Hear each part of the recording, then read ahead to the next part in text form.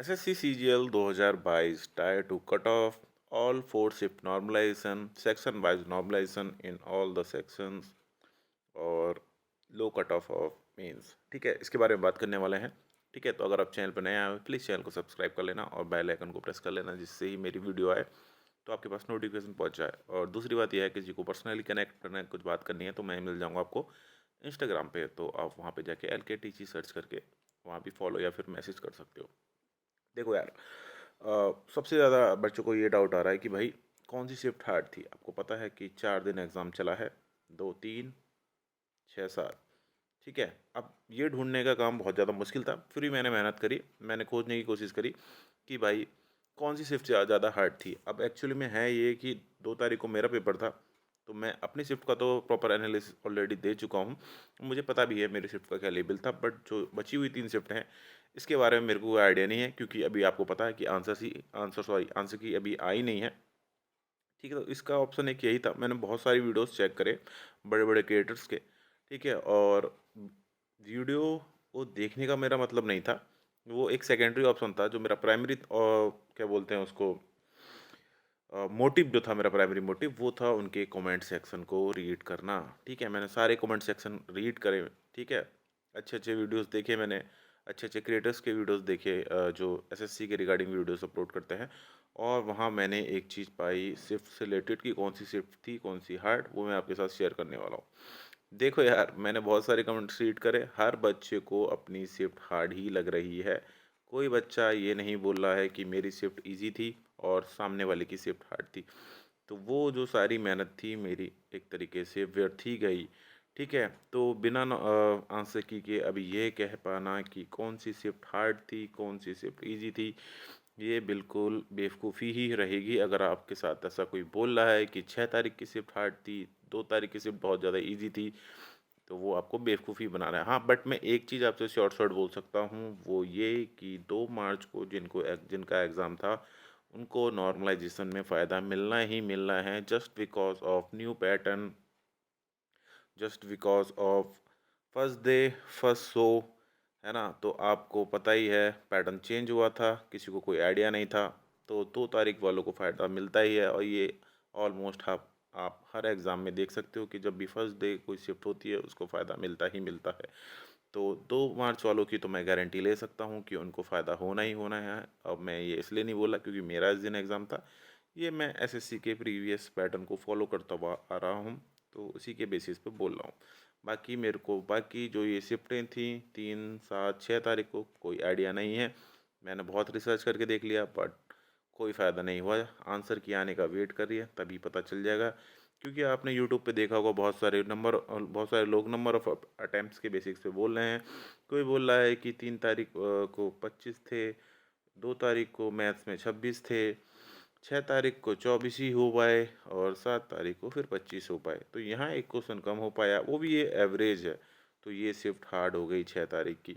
ऐसा कुछ भी नहीं है भाई, आप वेरिएशन देखो, एक क्वेश्चन के बेसिस पे आप कैसे डिसाइड कर दोगे। एटलीस्ट आंसर किया जाने दो, उसके बाद मैं आपको खुद ही बता दूंगा कौन सी शिफ्ट हार्ड थी कौन सी इजी थी। अब बात कर लेते हैं नॉर्मलाइजेशन के ऊपर सेक्शनल वाइज। सबसे पहले आपका जो सेक्शन था MR बोले तो मैथ्स रीजनिंग।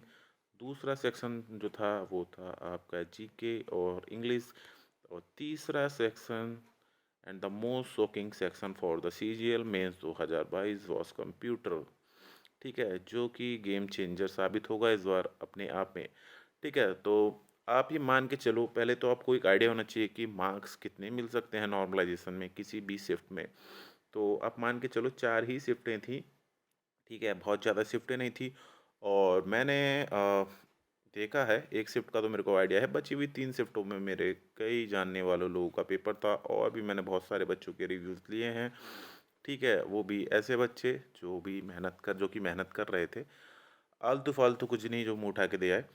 ठीक है, तो मेरे को एक ही चीज़ समझ में आई कि आपका जो पेपर का लेवल था वो ऑलमोस्ट हर शिफ्ट में सेम ही था। ठीक है, फिर भी नॉर्मलाइजेशन तो होगा ही, वो तो होता आया ही है।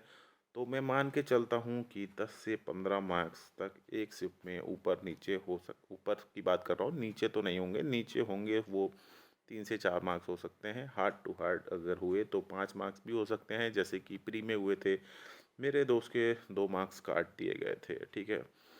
तो बात कर लेते हैं कि कैसे कैसे चीज़ें होने वाली हैं। देखो, पहला जो सेक्शन था, इसमें आप मान के चलो ज़्यादा मार्क्स किसी को मिलने नहीं हैं।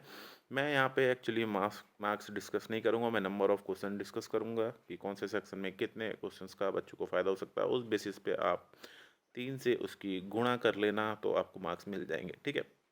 देखो यार, पहले बात कर लेते हैं, मैथ रीजनिंग के सेक्शन थे, है ना? तो यहाँ जो चीज़ें हैं वो ऑलमोस्ट हर शिफ्ट में सेम ही देखने के लिए मिली हैं। मैथ्स इजी और रीजनिंग मॉडरेट।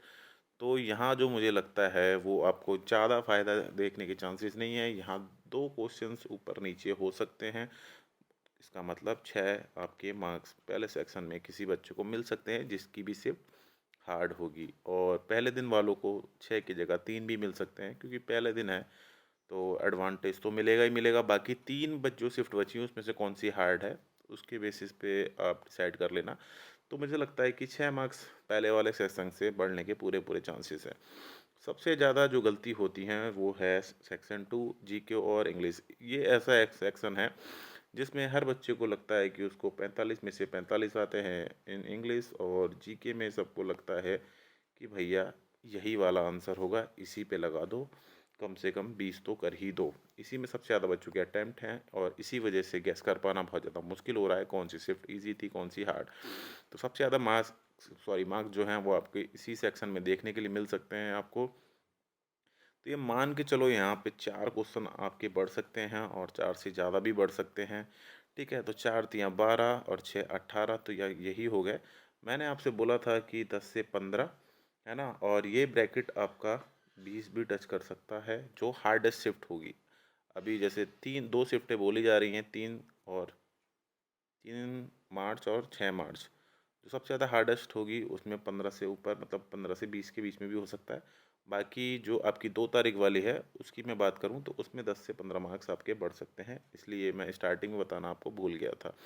कंप्यूटर सेक्शन में आपको देखने के लिए मिलेगा कि 1 से 2 क्वेश्चंस आपके नॉर्मलाइज होके बढ़ सकते हैं, और इसका मतलब ये भी है कि अगर कोई बच्चा जनरल में 6 क्वेश्चन ही करके आया था, और या फिर वो 5 ही करके आया था, और वो उम्मीद हार चुका है कि भाई मैं तो फेल ही हूँ, तो हो सकता है उसका 1 या 2 क्वेश्चन बढ़ जाए। और मोस्टली अगर वो 2 तारीख वाली शिफ्ट में होगा तो चांसेस बहुत अच्छे हैं उसके, टेंशन लेने की ज़रूरत नहीं है। और हाँ, एक चीज़ मैं आपको और अवेयर कर देता हूँ, बहुत ज़्यादा यहाँ पे खिचड़ी पक चुकी है, बाद में मैं कंक्लूड भी कर दूंगा जो जो मैंने बोला है। वो ये है कि देखो यार, टेंशन लेने की ज़रूरत नहीं है।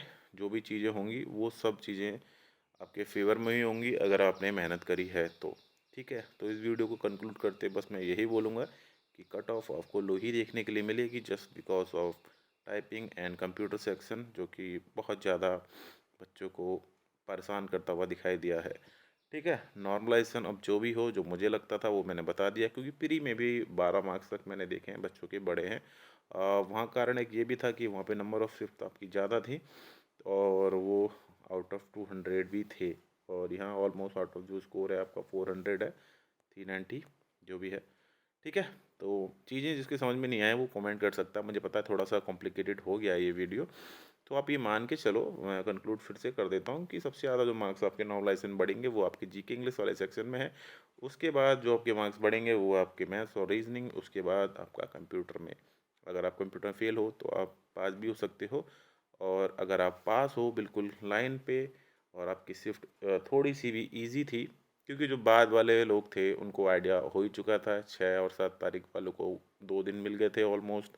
तो अब वहाँ पे कोई बच्चा जनरल वाला 6 लेके आया है तो वो भी शॉर्ट नहीं है कि वो क्वालिफाई भी कर पाएगा या नहीं कर पाएगा इन द कंप्यूटर सेक्शन, ठीक है। तो मैंने सब कुछ समझा दिया है आपको। जो सबसे ज़्यादा हार्ड शिफ्ट होगी वहाँ 15 से 20 मार्क्स तक भी मिल सकते हैं, और 2 तारीख वालों को मुझे लगता है 10 से 15 मार्क्स के बीच में मिल सकते हैं। अब ये जो मार्क्स हैं इनको डिवाइडेड कर दिया जाएगा तीनों सेक्शंस में, ठीक है। यही सेम केस होगा यहाँ पे, जहाँ 15 से 20 मार्क्स आपको मिलेंगे, ये मार्क्स भी आपके तीनों सेक्शन में डिवाइड करके फिर बाद में इनका टोटल काउंट होगा, है ना। और चीज़ें ऊपर नीचे हो सकती हैं सेक्शन वाइज, बट जो ओवरऑल मार्क्स मैंने आपको बता दिए हैं। और बाकी तो भाई देखो, एसएससी के ऊपर ये अपना बस एक एनालिसिस है, जो कि सही भी हो सकता है और गलत भी हो सकता है। मैं ये नहीं बोल रहा कि मैं कोई भगवान का सगा हूँ, मैं भगवान से पूछ के आया हूँ, ठीक है।